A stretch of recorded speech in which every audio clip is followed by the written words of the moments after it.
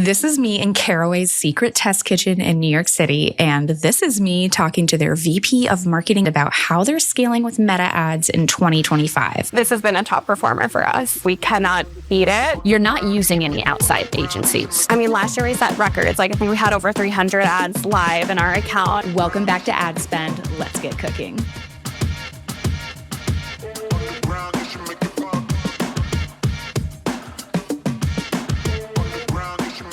Caraway is a non-toxic home goods company that launched in 2019 after founder Jordan Nathan got Teflon poisoning while cooking in his New York City apartment. He went out to market and found that there was really no great solution at the time, so hence Caraway was born. Since then, Caraway has become one of the top home good brands in the world with over 2 million customers and more than 100K 5-star reviews. And these are the growth strategies that make it happen. But first, the problem. 2 years ago, Caraway was really struggling to get creator content that actually performed. They got content that looked good and got good engagement when posted to influencers' channels, but it didn't actually translate to revenue when they ran that as an ad via paid media. So they built a system, Caraway's paid UGC program, where they could partner with creators directly to drive performance and not just awareness. We're looking for people that get it and are willing to take a brief and turn it into something that we can leverage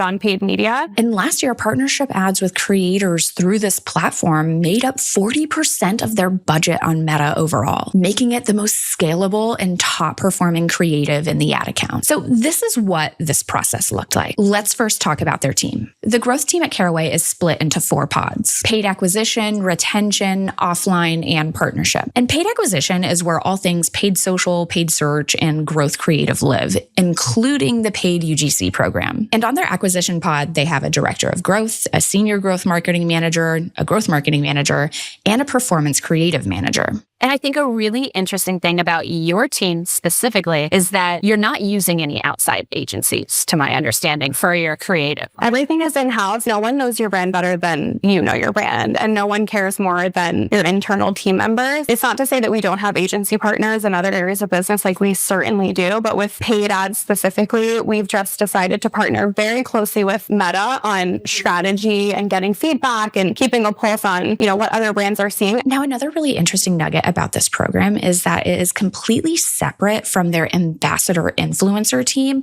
which sources for organic content, which makes a lot of sense because these teams actually tend to have really different goals. However, this isn't something that I've seen a ton in practice. So instead, the acquisition pod has their own separate budget so that they can get the exact type of content that they need. Voiceovers, shot lists, hooks, CTAs, all tailored to a specific theme or product push. Another unique part of this is when we find someone who really gets it, we'll offer them a retainer. Hey, we'll actually work with you on an ongoing basis. We have creators that are kind of always on for us. Caraway's performance creative manager runs all of the ad briefing for the program, analyzing performance data through tools like Motion to identify what's working, and then building on that with new angles or a Caraway take on something that they find on Foreplay, Meta Ads Library, and scrolling through their favorite creators. And again, these briefs or content sprints tend to be theme or product based. So I'd say we're also looking for like the mommies, for Father's Day, some dad content. We're really trying to hit on different target demos, and then we're tailoring briefs to that content creator. And we do give them wiggle room, but we're also like, here's some key points to hit. Here's a couple hook ideas. We ask them for all the raw assets. We get right to that content for a certain period of time, and then we can extend those usage rights. After briefing, the creator makes the creative and then delivers the raw content as well as a rough edit directly to Caraway, which really helps speed up their own editing process. So they only have to add text overlays or captions. Ads are then launched in a ABO creative testing sandbox campaign, similar to the way that many other D2C advertisers do it. Ads then typically run for 2 weeks to gather performance data. And if those creatives are exceeding goal, then they are going to be duplicated into scaling campaigns with additional winners. And if they lose, they turn it off and document why they think the creative lost. So let's get a look at some of these ads. I want to talk a little bit about some of your top performing creative. When I saw this, I was excited because I was like, oh, okay, we got a founder's ad here that's telling its story. This one has consistently been a top performer. We cannot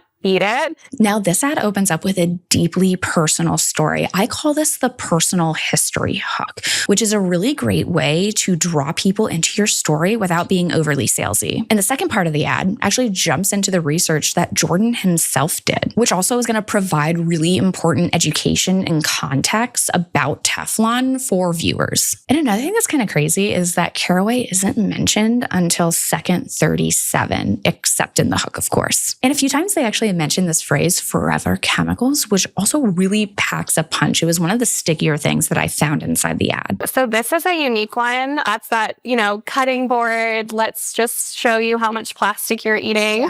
Yeah, I saw the scraping of the car. I was like, oh my God. And this one is a unique one as well because he is actually a macro influencer. So this is actually one that's a niche partnership where we actually worked with him in a paid capacity. It was a pretty significant investment for our paid influencer team. And this is what we call an authority angle, which is so important with the rise of AI, especially AI avatars and ads. And I think that's why right now we're seeing a bigger need for this type of content. It's actually something that I'm seeking out for a lot of my clients right now, especially those in the health and wellness space, because you often need that stamp of approval from someone that you already trust. He's a known personality and he's showing something really compelling. And we've seen our site search for cutting board set has gone through the roof. We've sold out a couple of times. This has been a top performer for us. What about a non-video one? Oh, these stick out to you? A lot of our statics, which is, again, speaking just to creative diversification, most of the statics here that you see are, I'll use this one as an example. This one is directly hitting on, hey, we know that we are an investment, right? So we're just addressing that off the bat. I think it's great when brands lean into the reason why people might not buy as a reason to buy. And then this one also does a great job of showing here's what a fully non-toxic kitchen can look like. Here's our beautiful storage solutions. Here's how everything pairs really well together. I think that cross-merchandising does really well for us too. Oh, I see you have the grid one right here. Yeah. So that's a kind of an interesting one because I remember seeing that on Black Friday, Cyber Monday, but they do a lot of that format. Yeah. And we also have it for Evergreen. Yes. So we always have bundles on our site, which will always be the best deal that you can get on our website. We are not a promotional brand with the exception of the holiday season. And even then, I'd say our promotion is maybe less compelling than some of our competitors. And we use that to our advantage. To me, that's a benefit. We are a premium brand. We don't want to be associated with being discounty or sales heavy, but the bundles are a great way to say you can get a ton of value if you get everything all at once. So we always offer that, price cost savings option to customers that want to go all in on Caraway and really take the toxins out of their full kitchen. When I met Caraway a few months ago, they were already a few weeks into planning for Black Friday, Cyber Monday. 40 to 50% of their overall revenue happens in November and December. So this is a really crucial make or break time for them. Now, they do tend to see a lull in performance during the summer months. Like many other D2C brands, they call this summer slowness. They actually tend to ramp up their spending in August to September so they can be full speed ahead spending those big budgets by the time October comes around. Right now, we are in the let's take a look at what we did last year and the years prior. What worked? What didn't work? What do we want to iterate on? What can we repurpose? I think also, too, we try to live by the 70% iterative, 30% new kind of ratio. Now, Caraway uses the term iterations pretty loosely. They aren't just doing copy iterations like this, for instance, but they're also briefing in creators on concepts and scripts that have already worked, creating new angles from already tested footage, and swapping out formats on messaging that they already know has great performance. How many creatives are you trying to get out the door? When does that process start for you? Starts a couple weeks ago. And I would say, last year we set records. I think we had over 300 ads live in our account. And candidly, with the rise of AI this year, I personally would not be surprised if Caraway 2 to 3x'd this amount of creative during Q4. Last year, we found that really beneficial as far as the creative rotation and again, creative diversification and making sure that you are focused on seasonal moments. There's seasonal moments within the season. Now, this means that they're actually creating a whole range of creative for each unique holiday moment. That means specific ads for Thanksgiving, for Black Friday, Cyber Monday, the hosting season, and even Q5. However, despite all of the specific creative for these unique moments, they are still keeping all of their evergreen creative on. This is something that is really important, and I suggest for all brands to do during Q4. Even though, we have a ton of holiday specific content, there will still be just evergreen, always on. The Jordan ad, for example, it's a top performer. We're not going to turn it off just because it's the holiday season. So do you let your evergreen campaigns, do you just keep them on during Black Friday, and you just you add more into your sandbox testing campaign that's Black Friday, Cyber Monday specific? Correct. And then they graduate to, we have a holiday specific ASC campaigns. We'll keep spending in our evergreen top performers as well. So we are wrapping up here. And something that I love asking in all of these interviews that I do is these 3 questions. So what do you think makes a great meta ad in 2025? I know we talked about a lot of your great meta ads, but I just wonder in general. Yeah. What makes you stop?